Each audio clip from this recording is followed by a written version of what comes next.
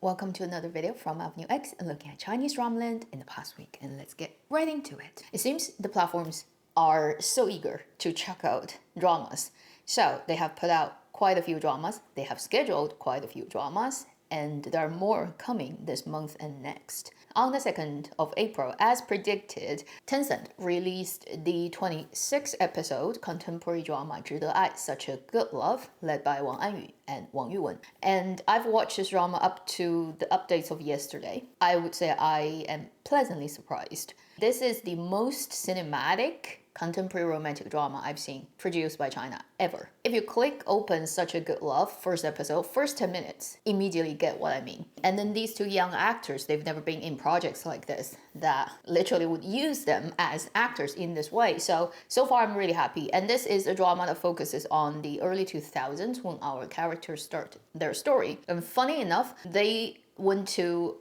Beijing to try to have a future from other smaller cities and places. And the exact time when our characters arrive in Beijing was also the exact time that I arrived in Beijing. So I pretty much lived their experience, not exactly the same way, but in terms of timing and what I went there to do. And I would say the drama, at least with so far the episodes, really did capture the 2007s and 8s vibe of Beijing, and I highly recommend you check out this drama for a bit. It may not, let's say, last all 26 episodes with this energy, and I have no idea how it's gonna land, but so far I'm very happy. I'm pleasantly surprised. I'm also very happy that these two young actors have this in their portfolio. It just makes them look a lot more interesting as actors than everything they've done previously. That's how I would put it. Then one day after that, on the 3rd, which is yesterday, iQIYI pretty much airdropped the 迷雾剧场 short drama 17 episodes 乌云之上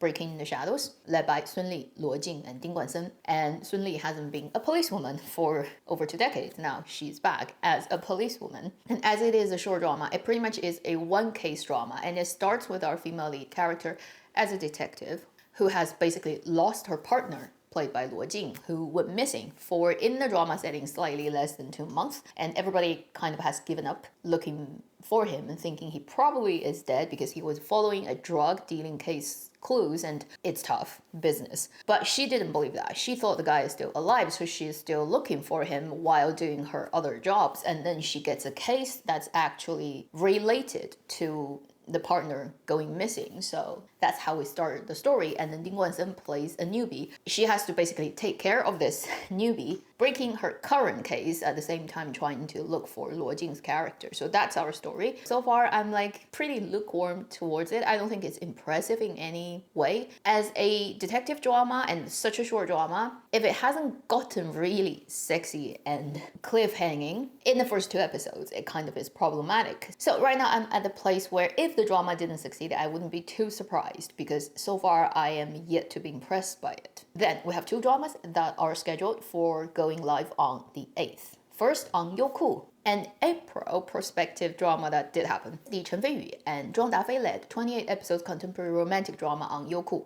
吃饭, 跑步和恋爱, Run, Eat, and Love. Pretty straightforward with that title, and they've released more materials this week, and they've announced basically on the 8th the drama is gonna go live. I shall see if I can get around to watch it, because right now I'm already watching like 4 or 5 dramas at the same time. I don't know if I can cram one in, and they're all gonna end around like 8th or 9th. On the same day, Mango is gonna release a 40-episode 仙侠 idol fantasy drama, 千秋令, led by Zhang Yuxi and Tong Mengshi, Destiny and Saving. Saving, if it's a verb, it shouldn't happen in a destiny, noun, and structure. But then if it's noun, then it's saving in a bank. I'm pretty sure it's not to do with bank and money because this is idol fantasy drama. Frankly speaking, I don't think Zhang Yuxi and Tong Mengshi visually can work out a really good pair. I will try my best, but it's likely that I wouldn't get around to take a look at that one. In the 仙侠 department, A Moment But Forever is taking all my energy in that genre. I don't want to open another line that I have to follow at the same time. Also, I really enjoyed the drama A Moment But Forever. It's a pleasant surprise. If you haven't watched it, I said it in last video already that I liked it. This one, after a whole week, I can safely say one of the best script I've seen in idol fantasy drama since Love and Destiny. Plot, dialogue, character, and how deep it goes. When it gets philosophical, it actually gets really super meta and scientific and philosophical that I totally didn't see coming. So this is the best script of xianxia genre I've seen since Love and Destiny 6 years ago. Holy shit. So anyway, highly recommend you check it out. I cannot still guarantee that it's gonna land well at the end, but so far, so good. Then most likely a week later on 13th, we're gonna have iQIYI airing 淮水竹亭, the Fox Spirit matchmaker bamboo leaf green version led by Zhang Yunlong and Liu Shishi. They have already started promoting. They have gone to record High Saturday on Hunan television, which is what dramas usually do to promote their stuff. And they have to do it ahead. So most likely on the 13th, the drama is gonna go live. Fingers crossed. It's gonna be Zhang Yunlong's year. I've been wanting that to happen for so long that it's kind of at the point like, come on, it should happen now by this point, okay? Then we have multiple dramas that are on the brink of airing, getting licenses and other things. So let's go through them. First, we have Zhao Xuelu. Right now it's called Coroner's Diary, the 36 episodes, iQIYI detective period time setting drama, thinking about its iQIYI's version of the Imperial Coroner, led by Li Landi and Ao Ruipeng, that has again released new material that is featuring its first case in the whole drama. Judging by that, I don't see why they don't release it within April. It's very likely the drama is going to show up sooner than you think. To me, I think the most important thing, obviously, for this type of drama is actually getting the cases down, really well written. Then it actually isn't too difficult for people to ship the leading couple in it. But if the cases are bad, no matter how hard you try, people are gonna not be interested. Then we have a string of dramas that have all passed censorship. First, a contemporary 32 episodes drama from Tencent, 青年. I think I talked about it when they started shooting, and the English title is Forever Young. It is a mainly guy story with a few girls attached to it. It's led by Huo Jianhua, Tian Yu, Qiao Zhenyu, Liu Duanduan, and supposedly they were all born after the 80s and they grew up in a hutong area in mainland China. But one of them left very early on and went abroad and stuff, and then in his 40s he came back and met his friends again. He's got cancer. So that's like the starting point of our story. And then the main girl in this is Zhang Xueying. Next could be a good news. A drama has just gotten its license and it's being held up there for quite a while. They finished making this drama over a year ago, but because of the actress got into a tax evasion scandal, therefore it's like in mid-air, but recently it has just gotten its license. Maybe it means it's cleared its road and it will air, I don't know. It is the 正午阳光 contemporary drama 艰难的制造, made in China on both Tencent and iQIYI, and its 35 episodes.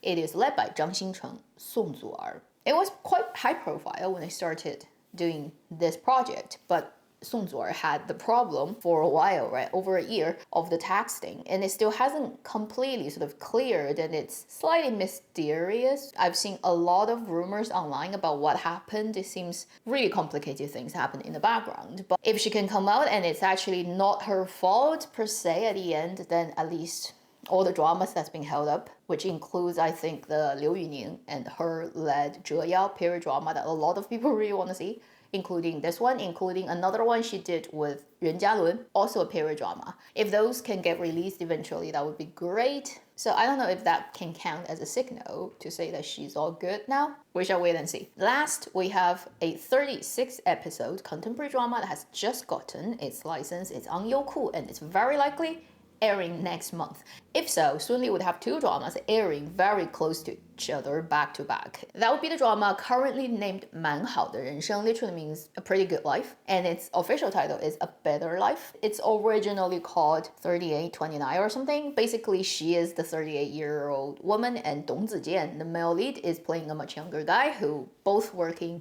insurance selling. I think I've talked about this multiple times. So it's that drama. I think Youku is going to air it very soon. So you're going to have an iQIYI drama of Sun Li leading, airing, and then immediately Youku. Then to wrap up all the drama-specific news, a drama wrapped during this week. It's been shooting for like 4 months or something, and it's called 骄阳似我. Do you still remember? It is the contemporary drama led by Zhao Jinmai and Song Weilong. English title Shine on Me, and it's from Tencent. Contemporary romantic drama, yet it has to just do something with like solar panels and solar energy.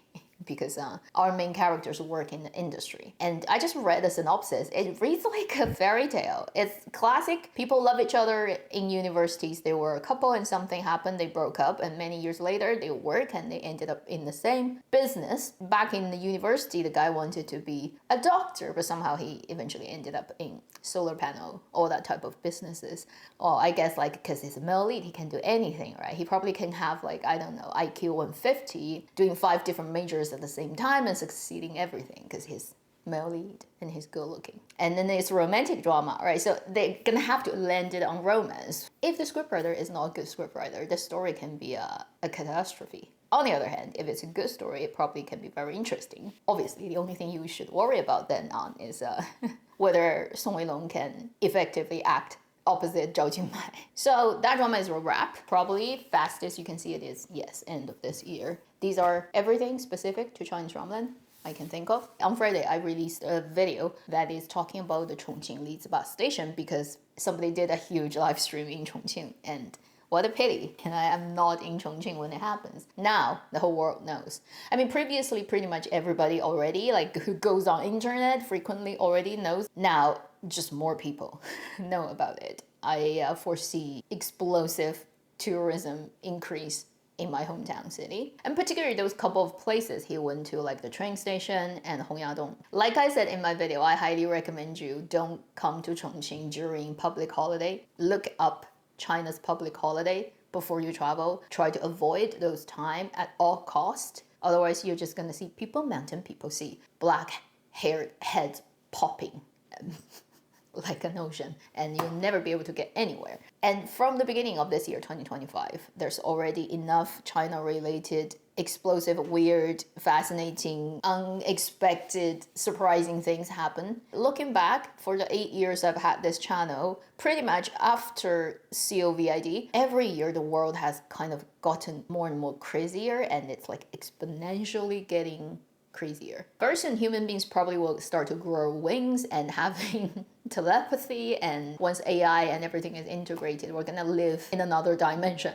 And this is just the beginning. Sit tight. Let's stay on this boat called human civilization and take the ride together into the unpredictable and fascinating future. Please take care. I'll see you in my next video. Meanwhile, live long and happy drama watching.